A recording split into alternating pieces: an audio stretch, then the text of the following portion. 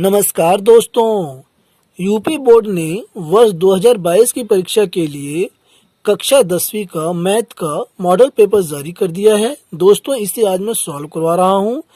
Video clip ज़्यादा लंबी हो जाएगी, इसलिए मैंने इसे पार्ट वाइज बनाया है। तो पहले पार्ट में है क्वेश्चन नंबर 1, सभी खंड कीजिए।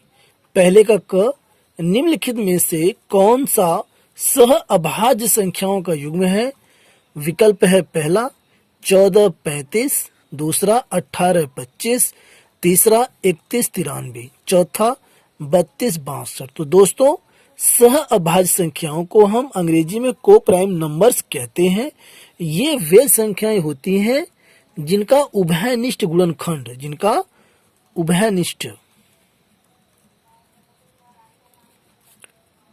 उभयनिष्ठ गुणनखंड केवल वन हो, यानी ये ऐसी संख्याएं होती हैं कि उनका जब हम गुणनखंड करते हैं तो उनके गुणनखंड में कॉमन केवल 1 मिलता है। तो ऐसी संख्याओं को हम सह अभाज्य संख्याएं कहते हैं। इन सभी संख्याओं को जब हम गुणनखंड करेंगे, ये जो हमारे पास जोड़े बने हुए हैं, तो इनमें जो है इसमें 1435 में एक के अतिरिक्त और भी गुणनखंड है, और यहाँ 3193 में इसमें भी है और इसमें भी है। लेकिन जो 1825 है, इसमें उभयनिष्ठ गुणनखंड केवल 1 है और कोई गुणनखंड कॉमन नहीं है। इसलिए सह अभाज्य संख्या 1825 यानी जो युग्म है, जो जोड़ा है, वह 1825 का है। तो आप बता सकते हैं कि क का राइट आंसर 1825 है। अगला प्रश्न, पहले का ख, द्विघात समीकरण 3x² माइनस 4x बराबर 0 के मूलों का गुणनफल है। यानी हमें इसमें मूलों का गुणनफल हमें बताना है कि क्या होगा। यहाँ पर ये दिया है, इसे हम लिख सकते हैं 3x² माइनस 4x बराबर 0 दिया है, तो इसे हम लिख सकते हैं 3x² माइनस 4x प्लस 0 बराबर ये 0। तो यहाँ से हम तुलना कर लेंगे, a बराबर 3, b बराबर -4 और c यहाँ पर है 0। और यहाँ पे विकल्प दिया है, पहला 0, दूसरा 4/3, तीसरा -4/3 और चौथा 3/4। हमें इन चारों विकल्पों में से बताना है कि कौन सा विकल्प सही है। तो चूंकि हम जानते हैं कि मूलों का गुणनफल, यहाँ मैं आपको सॉल्व करके बताता हूं, मूलों का गुणनफल, इसका फार्मूला होता है c/a। तो यहाँ पर c के स्थान पर 0 और a के स्थान पर यहाँ पर 3 है, तो 0/3 आंसर आ गया 0। तो आप बता सकते हैं कि यहाँ पर जो पहला विकल्प है 0, यही हमारा राइट आंसर है। अगला प्रश्न, पहले का ग, समरूप त्रिभुजों की विशेषता होती है कि पहला विकल्प उनकी संगत भुजाएं समानुपातिक हों, दूसरा संगत कोण बराबर हों, तीसरा उपर्युक्त में से दोनों, चौथा इनमें से कोई नहीं।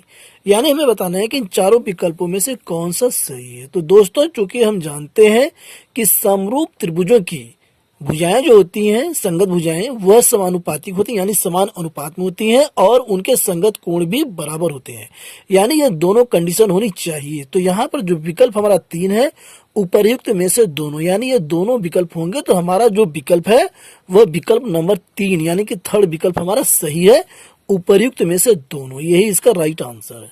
अगला प्रश्न, पहले का घ, cos 60 cos 30 minus sin 60 sin 30 का मान है। यानी कि चारों विकल्पों में से हमें बताना है कौन सा विकल्प सही है। पहला विकल्प दिया है 0, दूसरा करीब 3/2, तीसरा 1/2 और चौथा है 1। तो यहाँ पर इसे हम सॉल्व करते हैं। पहले दिया है cos 60 और ये cos 30 माइनस sin 60 sin 30। अब यहाँ पर हम त्रिकोणमिति सारणी में से मान हम रख देंगे। cos 60 का मान होता है 1/2, cos 30 का मान करनी में 3/2 माइनस sin 60 का मान होता है करनी में 3/2 और गुणा में sin 30 का मान 1/2। तो यहाँ से इसे हम करनी में 3 की 1 में गुणा करेंगे, करनी में 3 और ये हर में 2 दूनी 4, माइनस यहाँ भी करनी में 3 कम, करनी में 3 बट्टे में 2 दूनी 4। अब यहाँ से ये घट जाएगा, आ गया ये 0। तो आप बता सकते हैं इसका राइट आंसर 0 है, यानी कि इसका मान जो है वह 0 है। पहला विकल्प 0, यही हमारा राइट आंसर है। अगला प्रश्न, प्रश्न पहले का अड़, निम्नलिखित में से कौन सी केंद्रीय प्रवृत्ति की माप नहीं है? विकल्प नंबर 1 माध्य, दूसरा बहुलक, तीसरा माध्यिका, चौथा मानक विचलन। तो दोस्तों माध्य, बहुलक और माध्यिका केंद्रीय प्रवृत्ति की माप हैं, जबकि मानक विचलन जो है वह केंद्रीय प्रवृत्ति की माप नहीं है। तो मानक विचलन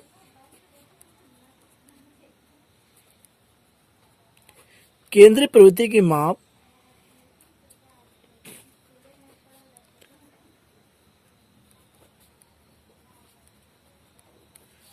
नहीं है। तो यहां पर इस क्वेश्चन का राइट आंसर है चौथा मानक विचलन। अगला प्रश्न, प्रश्न पहले का च, दो बिंदुओं के निर्देशांक -8 0 तथा 0 -8 है।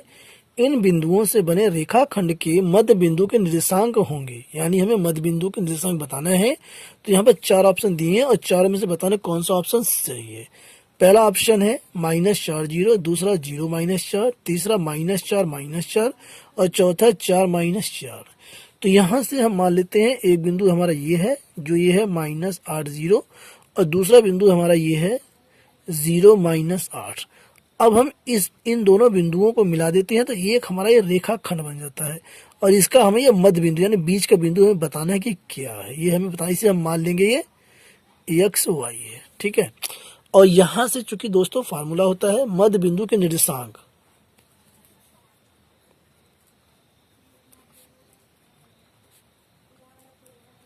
मध्य बिंदु के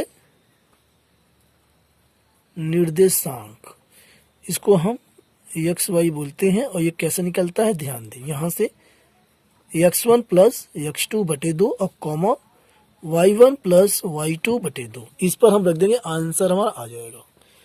तो यहां से x1 यहां से -8 प्लस x2 यहां है 0 बटे 2 कॉमा y1 यहां है 0 और यहाँ प्लस का y2 है, y2 यहाँ है -8 बटे 2। अगले स्टेप में ये हो जाएगा -8 बटे 2 और ये हो जाएगा यानी कि -8 बटे 2, ये भी हो जाएगा। तो यहाँ से इसे हम कर सकते हैं 2 से भाग दे देंगे तो ये हो जाएगा -4 और ये भी -4। तो आप बता सकते हैं कि मध्य बिंदु के निर्देशांक -4 यानी ये जो XY मध्य बिंदु है यहाँ पर जो पॉइंट होगा वो -4 होगा। यहाँ पर हम विकल्प में देखते हैं तो यहाँ पर जो हमारा तीसरा विकल्प है -4 यही जो है करेक्ट आंसर इसका है। दोस्तों अब रहने देते हैं, वीडियो क्लिप ज़्यादा लंबी हो जाएगी। क्वेश्चन 2 के सभी पार्ट्स को हम अगले वीडियो में सॉल्व करेंगे। तब तक के लिए हमारे साथ बने रहें। यदि आप हमारे इस चैनल पर नए हैं तो चैनल को सब्सक्राइब कर लें, साथ ही वीडियो को लाइक करें और अपने दोस्तों में से ज़्यादा से ज़्यादा शेयर करें। Thanks for watching.